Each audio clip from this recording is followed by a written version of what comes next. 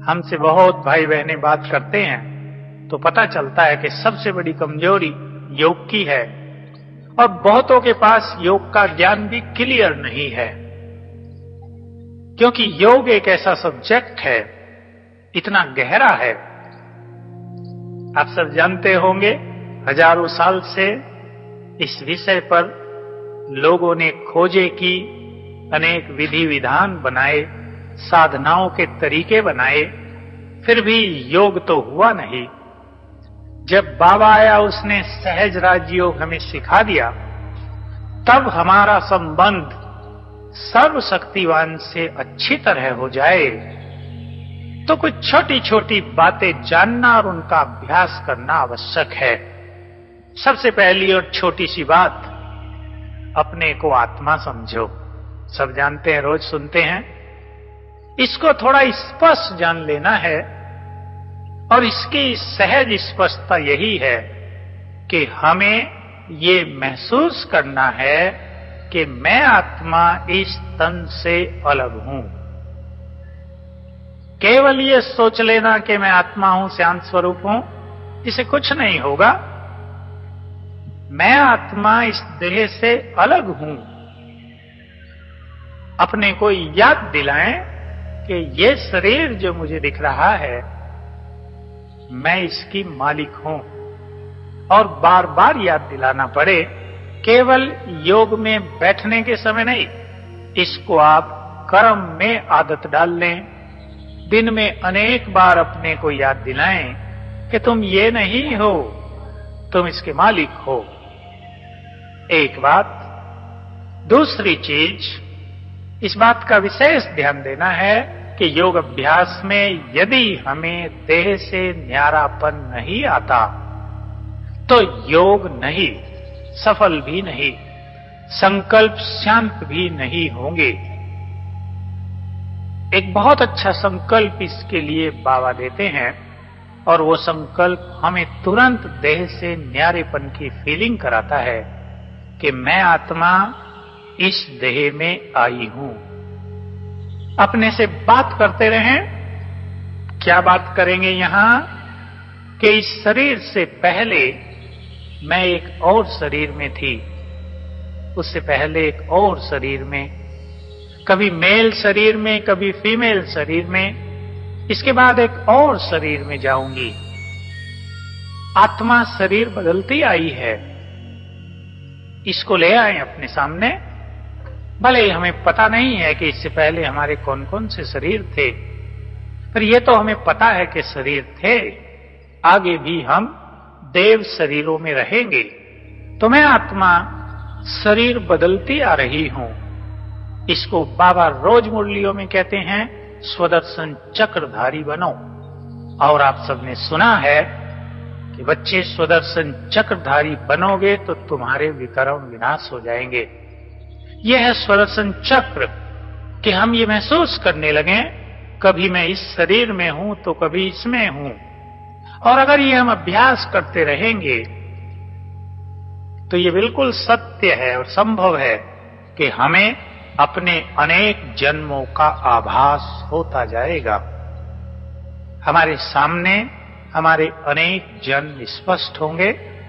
बाबा को, ब्रह्मा बाबा को यज्ञ के प्रारंभ में ही उनके अनेक जन्म स्पष्ट हो गए थे, जिसमें बाबा ने देखा था कि कभी मैं पगड़ी वाला हूं, कभी ताज वाला हूं, कभी साधारण हूं। हीरो एक्टर थे वो, चक्र के सबसे बड़े हीरो एक्टर, तो उनके अनेक जन्म राजाई में गुजरे हैं। ये बाबा को पहले दिनों में ही स्पष्ट आभास, साक्षात्कार जैसा हो गया था। हमें भी हो जाएगा यदि हम इस तरह स्वदर्शन चक्रधारी बनेंगे तो। और आगे चलें। बहुत सुंदर अभ्यास, जिसमें हमें बुद्धि का ज्यादा प्रयोग करना है। स्वयं के स्वरूप को देखना। बुद्धि थर्ड आई है, तीसरा नेत्र है। तीसरे नेत्र की तरह हमारी बुद्धि काम करती है। केवल निर्णय शक्ति ही नहीं है बुद्धि, बुद्धि निर्णय शक्ति से पहले विवेक शक्ति है। इसमें विवेक भरा है। विवेक के आधार पर हमारी बुद्धि निर्णय करती है। तीसरा नेत्र है ये बुद्धि।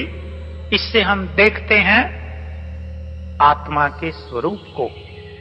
जो जितना स्पष्ट देखें अपना स्वरूप और फिर बाबा का, उतने ही अच्छे योगी बन जाएंगे।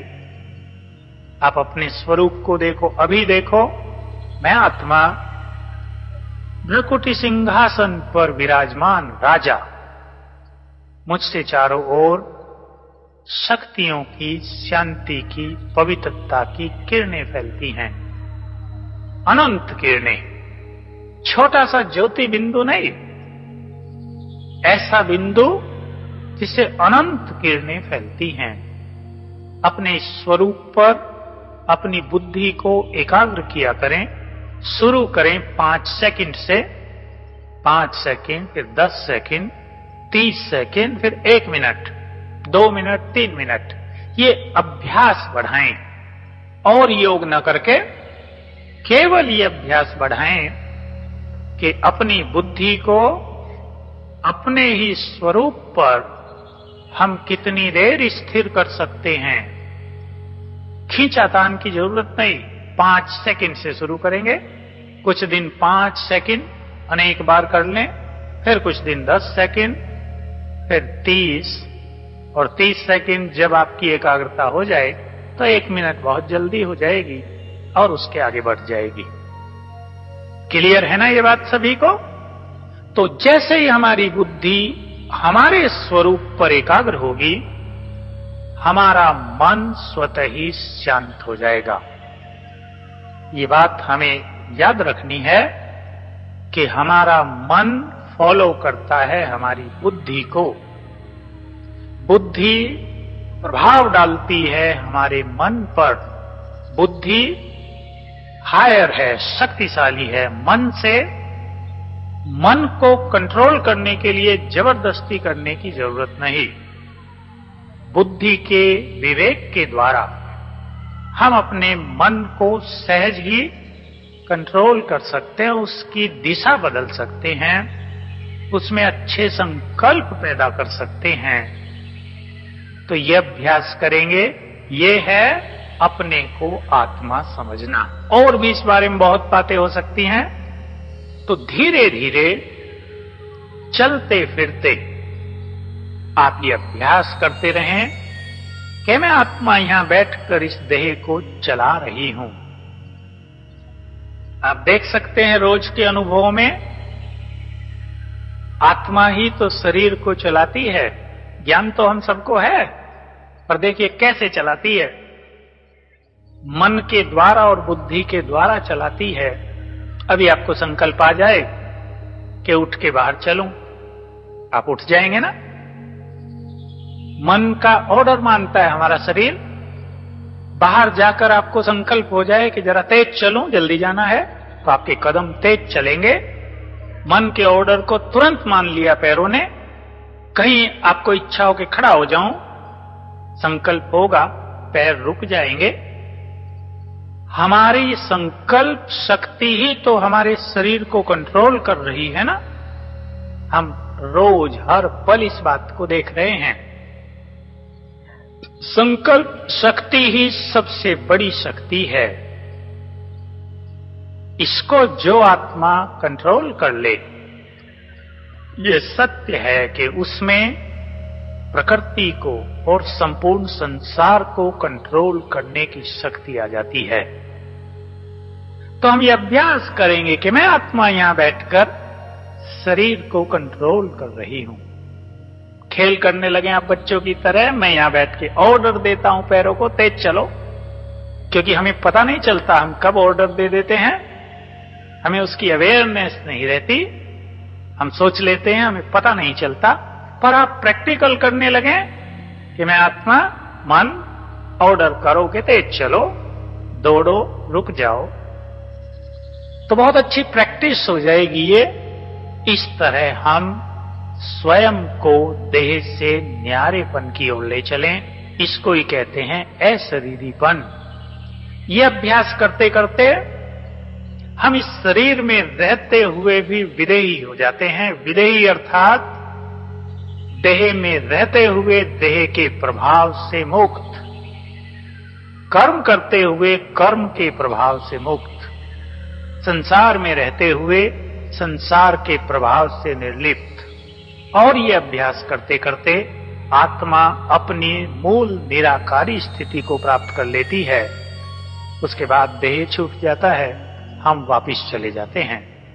तो इस तरह सबसे पहले आत्मा होने का अभ्यास करना है। और जोड़ दें इसमें दो इंपॉर्टेंट बातें। मैं आत्मा हूं, इसी के संबंध में दो बातें और। एक ये कि मैं आत्मा हूं, इसके साथ यह अभ्यास भी करें कि मैं कौन सी आत्मा हूं। स्वमान जिसे कहते हैं, मैं एक महान आत्मा हूं, हीरो एक्टर हूं, विजयी रतन हूं, या प्रकृति की मालिक हूं। ये बहुत सारे स्वमान बाबा ने हम सबको रोज याद दिलाए हैं। मैं आत्मा हूं, इसके साथ एक एक एडजेक्टिव जोड़ दें आप, एक एक गुण उसका जोड़ दें। मैं आत्मा कैसी हूं, इससे नशा चढ़ेगा। कई पूछते हैं कि हम तो ये सोचते रहते हैं मैं एक महान आत्मा हूं, लेकिन हमें नशा नहीं चढ़ता, क्या कारण है? हम तो सोचते रहते हैं मैं शिव शक्ति हूं, शक्ति आती ही नहीं। मैं मास्टर सर्वशक्तिमान हूं, शक्तियों के मालिकपन का अनुभव नहीं होता। कारण है चिंतन की कमी। बाबा उदाहरण देकर आए हैं मुरलियों में कि शराब आपकी अलमारी में रखी हो, थोड़ा ही नशा चढ़ेगा उसको देख के, पीना पड़ेगा ना। ऐसे ही ज्ञान चिंतन से नशा चढ़ता है। स्वमान की बातों को चिंतन में लाएंगे बार बार, उसके बाद अनुभव होगा कि संकल्प किया और नशा चढ़ गया। फिर चिंतन की जरूरत नहीं पड़ेगी, लेकिन प्रारंभिक दिनों में चिंतन की आवश्यकता है। और यह भी याद रखना चाहिए, इसमें 3 स्थितियां हैं। पहला है नशा, ईश्वरीय नशा, दूसरा है स्वमान, और तीसरी है श्रेष्ठ स्मृतियां। नशा हमें हो जाए, पहला नशा है हमें कौन मिला, कौन पढ़ाने आता है, उससे क्या क्या मिला, ये सब नशे हैं। स्वमान, मैं कौन, और स्वमान का अभ्यास करते करते आत्मा को स्मृति आ जाती है, तुम कौन हो, स्मृति स्वरूप हो जाती है आत्मा। और तब अनुभव होगा कि जो बाबा हमें कहते हैं वो हमारे लिए वरदान बन जाते हैं। इसमें बाबा का ये बहुत सुंदर महावाक्य है कि जो आत्माएं लंबा समय ईश्वरीय नशे में रहते हैं, उनकी बुद्धि में वरदानों को धारण करने की शक्ति आ जाती है। बाबा के महावाक्य हमारे लिए वरदान बन जाते हैं। किसी को बाबा कह देते हैं तुम विजयी रतन हो, उसको बाहर जाके फील होता है कि मैं विजयी रतन हो ही नहीं, बार बार हार होती है। भगवान ने कह दिया तुम विजयी रतन हो, शायद झूठ बोल दिया, मेरी तो विजय हो नहीं रही। लेकिन अगर लंबा समय आत्मा नशे में रही है, तो बाबा के मुख से निकलते ही कि तुम विजयी रतन हो, आत्मा को विजय का वरदान मिल जाएगा, और बाहर निकलते ही हर कदम पर विजय की अनुभूति होगी। तो हम आत्मा हैं, इसका सुंदर स्वरूप है स्वमान की स्थिति। दिन में कई बार स्वमान को अपनी फीलिंग्स में, चिंतन में लाना चाहिए। इससे मन और शांत हो जाएगा, शांत के साथ मन आनंदित होगा। मैं आत्मा देह से न्यारी हूं, इससे शांति का अनुभव सबसे ज्यादा होगा। पर स्वमान के अभ्यास के द्वारा शांति के साथ खुशी और आनंद से भी आत्मा संपन्न हो जाएगी। तीसरा स्वरूप जिस पर हम सबको बहुत ध्यान देना है और थोड़ी सी ही समझ लेने की बात है मुरलियों में, क्योंकि बहुत पे न्यारी हूं, इससे शांति का अनुभव सबसे ज्यादा होगा। पर स्वमान के अभ्यास के द्वारा शांति के साथ खुशी और आनंद से भी आत्मा संपन्न हो जाएगी। तीसरा स्वरूप जिस पर हम सबको बहुत ध्यान देना है और थोड़ी सी ही समझ लेने की बात है मुरलियों में, क्योंकि बहुत आती है ये बात, नए भी जब सुनते हैं तो उनको स्पष्ट नहीं होता कि फरिश्ता बनना क्या है, फरिश्ता स्वरूप क्या है। वास्तव में आत्मा जब से परमधाम से नीचे देह में आई तो वो सदा ही सूक्ष्म शरीर के साथ है।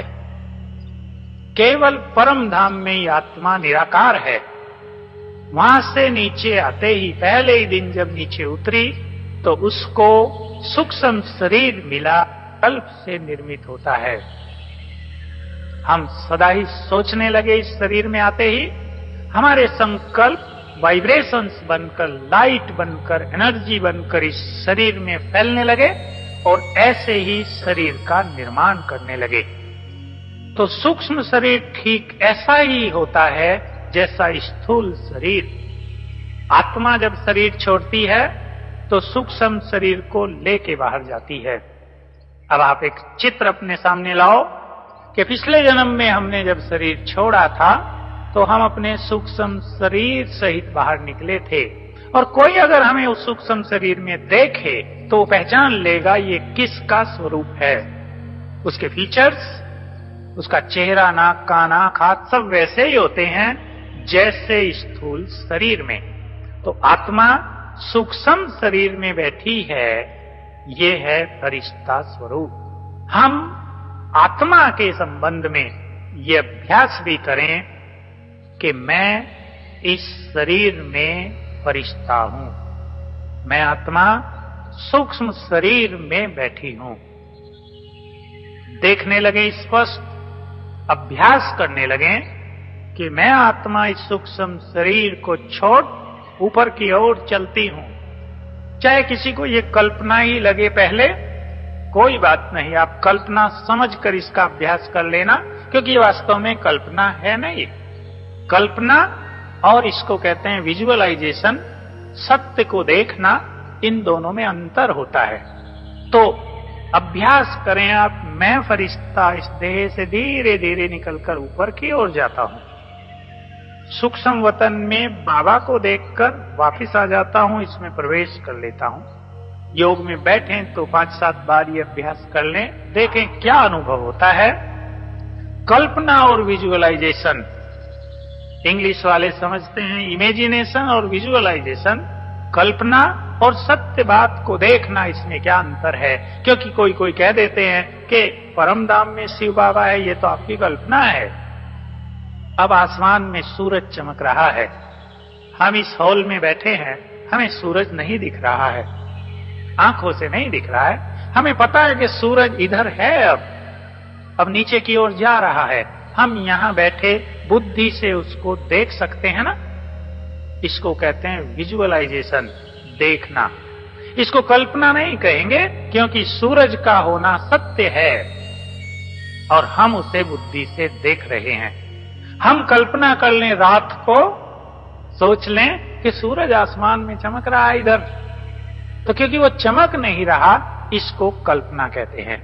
जो चीज है उस पर बुद्धि को स्थिर करना विजुअलाइजेशन है, सत्य है। जो चीज नहीं है उसके बारे में सोचना कल्पना है। तो मैं फरिश्ता हूं, ये कल्पना नहीं है, ये सत्य है। पर क्योंकि ये हमें दिखता नहीं, इसलिए मैंने आपको कहा कि यदि आप इसे थोड़ी देर के लिए कल्पना समझकर भी अभ्यास करेंगे तो ये कल्पना सत्य हो जाएगी। साइंस वाले जानते हैं कि बहुत सारी खोज वैज्ञानिकों ने कल्पना से ही तो शुरू की थी। हाइपोथेसिस जिसे कहते हैं, मान लो ये है, और उसके बारे में खोजें हुई और सत्य तक वैज्ञानिक पहुंच गए। अब बाबा से कनेक्शन जोड़ना, 2 स्वरूप हम ले लें इसके बारे में मोटे रूप से। एक जो बाबा की मुरलियों में रोज रोज आया है, मेरा बाबा। सिंपल शब्द हैं पर गहनता को अपने में समाये हुए। मेरा बाबा, बाबा मेरा, भगवान मेरा। जो भगवान है वो अब मेरा है। इसको भी अपने चिंतन में लाएं, नहीं तो फिर वही बात होती है कि लोग कहते हैं, हम तो बार बार कहते हैं मेरा बाबा, कुछ तो होता नहीं, खुशी भी नहीं होती। और बाबा इतना जोर देते हैं कि मेरा बाबा कहो, और माताओं कहते हैं डांस करो। तो माताएं कहती हैं हम तो रोते भी रहते और मेरा बाबा भी कहते रहते हैं, दोनों साथ साथ चलता रहता है, तो होता नहीं कुछ। चिंतन में लाओ कि जिसको आज तक हम ढूंढते थे, जिसके लिए अनेक कल्पनाएं किया करते थे, जिसके बारे में सारे संसार में हजारों ग्रंथ और शास्त्र लिखे गए, तो भी जिसको संसार का कोई विद्वान ऋषि मुनि जान नहीं पाया, वो जब हमारे पास आया तो उसने कहा, बच्चे मैं तो तुम्हारा हूं, तुम क्या सोच रहे हो? तुम आज तक डरते रहे मेरे से कि भगवान पता नहीं कैसे होगा। अगर किसी ने कह दिया भगवान के पास जाना है तो घबरा गए कि बिना मरे तो वहां जाएंगे नहीं, पर मैं तो तुम्हारा हूं। इस फीलिंग को बढ़ाना है, ये सबसे सुंदर योग है। फीलिंग, जैसे लौकिक संबंधों में किसी संबंध को देखते ही हमें नेचुरल फीलिंग है ना, ये हमारे हैं।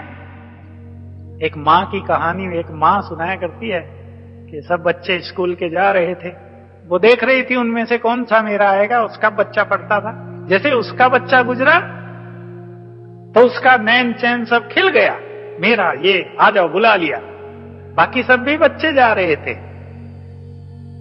सब जानते हैं अपनेपन की फीलिंग कैसी होती है।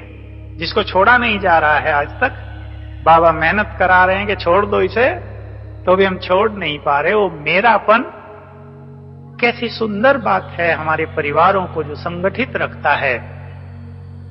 भगवान मेरा, सर्वशक्तिवान मेरा है। सोचने लगो, जिसका नाम सुन के ही लोग प्रसन्न हो जाते हैं, जिसको याद करके ही भक्तों को शांति मिल जाती है, वो मेरा है। और उसने कह दिया कि बच्चे मेरा सब कुछ तुम्हारा। तो इस फीलिंग को जीवन में बढ़ाते चलें, ये बहुत सुंदर फीलिंग है। भगवान मेरा, जब भी समस्या आए तो मनुष्यों को याद करने की बजाय उसे ही याद करो जो मेरा है, तो तुरंत अनुभव होने लगेगा कि सत्य है कि जिसका साथी भगवान हो, जिसको भगवान साथ दे रहा हो। कल बाबा ने कहा, 1000 भुजाएं क्या हैं? छत्र छाया है तुम्हारे सिर पर। भगवान स्वयं कह रहा हो, उन्हें भला क्या सोचने की जरूरत है? हो सकती है कहीं चिंता और डर। आप सब बाबा की मुरलियों से सुनते हैं कि बाबा के लिए ये विनाश, ये भूकंप क्या है? महाकाल के लिए कुछ भी नहीं। उसे तो लगता है मेरे बच्चे आत्माएं मेरे पास आ गई, क्या हुआ इसमें, तुम क्यों परेशान हो रहे हो? लगता है ना उसे। पिछली बार भी ऐसे ही कहा तो कुछ भी नहीं हुआ, कल भी कहा तो कुछ भी नहीं है, अभी तो होना है बहुत कुछ। तो मेरा है वो, इस फीलिंग को अच्छी तरह बढ़ाते चले। लेकिन ये बात याद रहे कि ये फीलिंग चिंतन से बढ़ेगी, केवल शब्दों से नहीं। इतनी समीपता, ऐसा गहरा संबंध, ऐसा अपनापन हमारे अंदर हो जाए तो बहुत सारी बातें जीवन की स्वतः ही समाप्त। दूसरा अभ्यास, जैसे हमने स्वयं को आत्मा देखने का अभ्यास किया, वैसे ही शिव बाबा को देखने का अभ्यास। बाबा के बहुत अच्छे अच्छे महावाक्य इस संबंध में मुरलियों में आ गए कि जैसे सूरज की किरणें यदि चेहरे पर पड़े तो सूरज की गर्मी, उसकी लाइट आ जाती है ना अपने अंदर, वैसे ही ज्ञान सूर्य की किरणें यदि तुम्हारे ऊपर पड़ने लगे तो ज्ञान सूर्य के सभी गुण और शक्तियां तुम्हारे अंदर आ जाएंगी। तो हम अभ्यास किया करें शिव बाबा के लिए ये सब बहुत सुंदर है कि वो ज्ञान सूर्य है, कि उसकी किरणें हमारे ऊपर पड़ रही हैं। मुख उसकी ओर कर दो, बुद्धि उसकी ओर कर दें, बुद्धि उसके इस स्वरूप पर स्थिर कर दें कि वो ज्ञान सूर्य है। फिर से यही अभ्यास अच्छी तरह बढ़ाएं, अलग से 5 सेकंड के लिए, फिर 10, 20, 30 सेकंड के लिए, 1 मिनट के लिए, जैसे हम केवल ज्ञान सूर्य को ही देख रहे हैं और कुछ नहीं, उसकी किरणों के अलावा और कुछ नहीं। हमारी बुद्धि संपूर्ण रूप से उसके स्वरूप पर स्थिर। ये है सर्वश्रेष्ठ और अति सुंदर योग। बाबा से कुछ मांगने की, कुछ कहने की जरूरत नहीं, आप सब इस बात को जानते होंगे। ये भी बार बार सोचने की आवश्यकता नहीं कि मैं आत्मा शांत स्वरूप हूं या प्रेम स्वरूप हूं या शक्ति स्वरूप हूं। ये तो पहले लेसन है हमारे पहली दूसरी क्लास के। अब इसको छोड़कर देह से न्यारा स्वयं को महसूस कर लें और इससे आगे बढ़कर मैं आत्मा भी मास्टर ज्ञान सूर्य हूं। आत्मा मास्टर ज्ञान सूर्य, जिसकी तेजस्वी किरणें सारे संसार तक फैल रही हैं, और वो ज्ञान सूर्य, शक्तियों का सूर्य, पवित्रता का सूर्य, उसकी किरणें हम पर पड़ रही हैं, तो उसको देखने का अभ्यास बढ़ाएं। क्लियर है ना ये बात? रही छोटी छोटी बातें कि परम धाम में योग लगाएं या सूक्ष्म वतन में, पहले सूक्ष्म वतन में जाएं फिर परम धाम में जाएं, या पहले परम धाम में जाके नीचे सूक्ष्म वतन में आएं। ये कुछ प्रश्न लोगों को कंफ्यूज करते हैं। इन प्रश्नों का कोई महत्व नहीं। यदि आपको सीधा परम धाम में जाकर आनंद आता है तो फर्स्ट क्लास। इसकी जरूरत नहीं कि वाया सूक्ष्म वतन ही ऊपर जाएंगे, सीधे कैसे चले गए, ऐसी कोई बात नहीं। यदि आप पहले सूक्ष्म वतन में जाके परम धाम में जाते हैं, ये भी बहुत श्रेष्ठ, कोई गलती नहीं। कोई कहते हैं ब्रह्मा के तन में बाबा को याद करें और सीधा परम धाम में याद करें। मुरलियों में साकार में बातें आई हैं। साकार मुरलियों के बारे में आप सबको एक चीज स्पष्ट हो कि बाबा के सामने जिस तरह के बच्चे बैठे होते थे, उसी तरह के महावाक्य उच्चारित होते थे। उदाहरण, कभी कुछ ऐसे बच्चे बाबा के सामने बैठे हैं जो शिव बाबा को तो पूरा मान देते हैं पर कहते हैं ब्रह्मा की जरूरत नहीं, तो बाबा की मुरली चलती थी कि इसके बिना तुम्हें कुछ नहीं मिलेगा। शिव बाबा को याद कर लो, घर में बैठ के सुन लो मुरली घर में। कभी ऐसे बच्चे आ जाते थे जो जरा भक्त क्वालिटी होते थे कि ब्रह्मा बाबा में शिव बाबा आया है, यही सब कुछ है, शिव बाबा को छोड़ो, तो मुरली चलती थी कि इसे याद ना करो, इससे कुछ नहीं मिलेगा। लोग कंफ्यूज हो जाते हैं कि ये डबल बात बाबा कह रहा है। भगवान भी गड़बड़ करता है, कभी कुछ बोलता है कभी कुछ बोलता है। विरोधाभास क्यों है भगवान के महावाक्यों में, ये जानना चाहिए। हम सब भी तो ये करते हैं ना। जैसा व्यक्ति समझने वाला हमारे सामने आ गया, उस अनुसार हम बात करते हैं ना। मेरे को बहुत लोग कहते हैं हम अपना पार्ट बदलना चाहते हैं। ये ड्रामा फिक्स है, इस बात ने तो हमें परेशान कर दिया है। हम इसे बदलना चाहते हैं। अगले कल्प में शिव बाबा हमारे तन में आए, हम ये चाहते हैं। ऐसे भी कुछ महापुरुष मिले तो मेरे को कहा ये संभव नहीं है क्या। ऐसी स्थिति थी उनकी कि अगर हम उन्हें कह दें ये नहीं होगा तो वो कहेंगे तुम्हारा ज्ञान तुम्हारे पास, हम चले अपने घर। तो मैंने उन्हें कहा हाँ, अगले कल्प में शिव बाबा तुम्हारा पाठ बदल सकता है, पर एक काम करना पड़ेगा कि जितनी तपस्या ब्रह्मा बाबा ने की है उससे थोड़ी ज्यादा करो, तो ही तो नंबर आएगा ना। तपस्या बिल्कुल न करो और कहो मुझे ब्रह्मा बना देना अगले जन्म में, तो ये कैसे संभव होगा। कुछ लोग कहते हैं हमारा पाठ बदल जाए, हम ये प्राप्त कर लें। हम देखते हैं उनको, ज्ञान हम सबको है कि कुछ बदल नहीं सकता। बाबा ने कह दिया मैं भी नहीं बदल सकता। कोई बहुत ही जिद करता है तो मैं भी कह देता हूं ऐसा करो, आज से रोज 8 घंटा योग करो, कम से कम 8 साल, तुम्हारा पाठ बदल जाएगा। अब वो करे तो बदले, अब उसका योग ही नहीं लग रहा है, 8 घंटा तो उसकी कल्पनाओं की बात होगी ना। तो बाबा भी इस तरह बच्चों को देखकर, उनकी क्षमता देखकर बातें करते रहे। दोनों ही बातें ठीक हैं, गलती कुछ नहीं है उसमें। कोई कहे बाबा ने कहा ब्रह्मा के को याद करोगे तुम्हें कुछ नहीं मिलेगा, ये क्यों कह दिया? क्योंकि योग का तो अर्थ ही है आत्मा और परमात्मा, इसके बीच में और कुछ नहीं। मुरली जब बाबा चलाते हैं तो हम जानते हैं कि किसी माध्यम के बिना मुरली नहीं चल सकती, चाहे ब्रह्मा हो चाहे गुलजार दादी हो, बिना किसी माध्यम के तो मुरली नहीं चलेगी ना।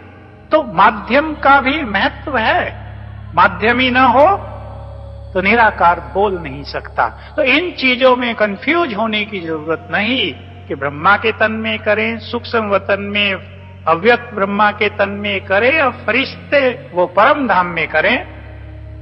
करना है कहीं भी कर लें। हमने आपके सामने ये बातें स्पष्ट रख दी। स्वयं को अशरीरी बनाना और बुद्धि को शिव बाबा के स्वरूप पर स्थिर कर देना, यही परफेक्ट योग है। इस तक पहुंचने के लिए बीच में आपको कुछ भी साधन अपनाने पड़े, उसको अपनाने में कुछ भी हर्जा नहीं है। और आप ये पाएंगे कि इसके अलावा जितने भी योग संसार में आज प्रचलित है, सहज योग के नाम से भी योग प्रचलित है, विपश्यना भी है, रेकी को भी लोग योग समझते हैं, महर्षि पतंजलि का राजयोग, ट्रांसेंडेंटल मेडिटेशन महेश योगी का हठ योग, और चक्रों को जागृत करना, कुंडलिनी जागृत करने का योग, ये सब बहुत सारे जो योग हैं ये राजयोग में सभी समाये हुए हैं। जो आत्मा बनकर परमात्मा से अपने को जोड़ दे, उसको और किसी योग को करने की आवश्यकता नहीं रहती। बाकी सभी योगों में अगर आप में से किसी ने किया है, बहुतों ने यहां बैठे होंगे, तो किसी भी योग में मनुष्य आत्मा परमात्मा तक नहीं पहुंची, टच ही नहीं किया बुद्धि ने उसको। केवल मन को शांत करना, चक्रों पर ध्यान करना, इस तक ही सीमित रही थी बातें। अब हम सभी आत्मा समझकर शिव बाबा पर अपने ध्यान को, बुद्धि को एकाग्र करें। सरल शब्दों में कहें, मन बुद्धि दोनों को परमात्मा के स्वरूप पर स्थिर करना। मेरा है वो, इस मेरेपन को बढ़ाना, इसकी बहुत आवश्यकता है। किसी को योग में बहुत कठिनाई हो, संकल्प बहुत चलते हों, परेशान होने की आवश्यकता नहीं। मुरली आप पढ़ो, अच्छे संकल्प अपने मन में रचो, तो श्रेष्ठ संकल्पों की शक्ति हमारे मन को शांत कर देगी।